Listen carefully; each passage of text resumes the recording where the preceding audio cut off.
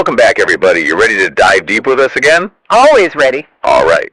Today, we're tackling a question that, honestly, when I first saw it, I thought, what? I mean, it's absurd. It's out there. It really is. It's about those legendary animated slackers, Beavis and Butthead. Yeah. And the question is, who would win, get this, a mental and physical puzzle triathlon? A triathlon of the mind and body. A puzzle triathlon. And all we have to go on is this one single question. No other context. So get ready. We're going to dissect this hypothetical showdown, see if we can make some sense of it. Yeah, it's going to be a wild ride. We're basically trying to figure out who'd come out on top in a 3-part challenge based on, well, everything we know or think we know about these two. Exactly. All right, so the puzzle triathlon involves 3 tasks. You got to memorize and play a short piano piece, then solve one side of a Rubik's Cube, and finally untangle a seriously knotted rope. Quite the combo. Quite the combo. So before we really get into it, I'm just curious. Based on your gut feeling, who do you think naturally has the upper hand in each task? It's tempting to fall back on those classic Beavis and Butthead stereotypes, right? But what if we try and think a bit differently? Ooh, I like that. For example, when it comes to the piano, most people might instantly write off Butthead, think he's totally unmusical. He's just going to sit there. Right. But what if, stay with me here, what if his apparent apathy is actually his secret weapon? Like maybe it actually helps him focus. Ooh, interesting. Yeah, think about it. Butthead's always kind of in his own world, Seems totally oblivious to any distractions going on around him. Could that actually be like a flow state for him? That mental zone where you're just completely absorbed in the task at hand? Maybe Butthead. Maybe he could shock us all with unexpected concentration skills.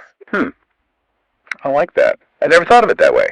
And he can memorize things, right? Think about all those jingles and little bits of dialogue he just throws out there. But then again, what if the piano piece actually needs a bit of, finesse? A touch of feeling.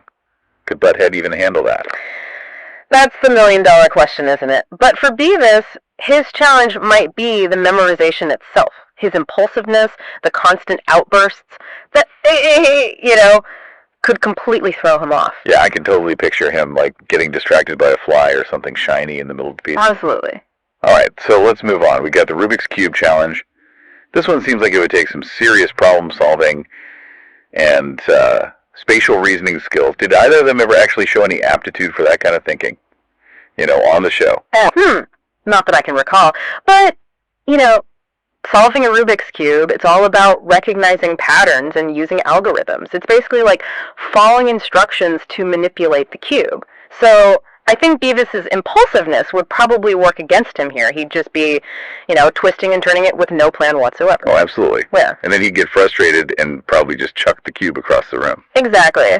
But Butthead, with his, very methodical, albeit slow approach, might actually have a bit of an advantage. He might take forever, but if he stumbled onto a basic algorithm, who knows? Maybe he could actually solve a side. You think so? His stubbornness would keep him going. Possibly. That's a good point. Okay, last but not least, we have the rope untangling. Now this one just screams dexterity, patience, things that Beavis and Butthead aren't exactly famous for. This could be the real wild card, right? Beavis, remember, he does have those random bursts of, crazy energy. Mm-hmm. If he could harness that, channel it in the right way, maybe, just maybe, he could actually make some headway. True. But on the other hand, we've also seen him get tangled up in his own limbs, so yeah, who knows? Exactly. And Butthead, well, he's got that tendency to just keep going, even when he has absolutely no clue what he's doing. Oh, yeah. Remember all those times he kept hitting the wrong button on the remote?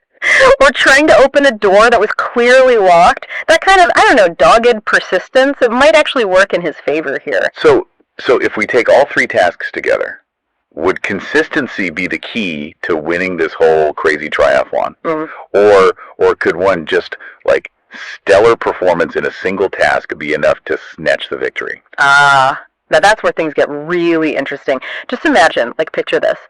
Beavis somehow, by sheer luck, nails the piano piece. Right. But then completely bombs the other 2. Meanwhile, you've got Butthead plodding along, slow and steady, consistent, but slow. How do we even score that? Right. Would speed be a factor? How fast they do it? Mm-hmm. Would style points count? Maybe we need bonus points, for comedic value or something. Absolutely. It's funny how this hypothetical competition, it sparks more questions than it answers, right? But it also makes you think. Like, we can actually learn a lot from something as silly as a Beavis and Butthead puzzle triathlon. No, I totally agree. It really made me think about my own assumptions about these characters, you know.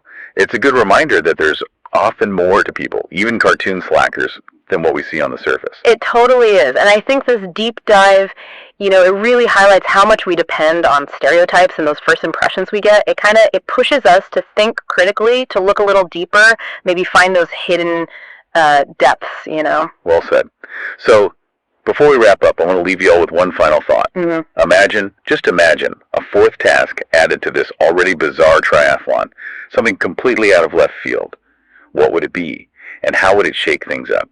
Think about it and let us know. Until next time, keep those brains buzzing. See you next time. Bye. Welcome back.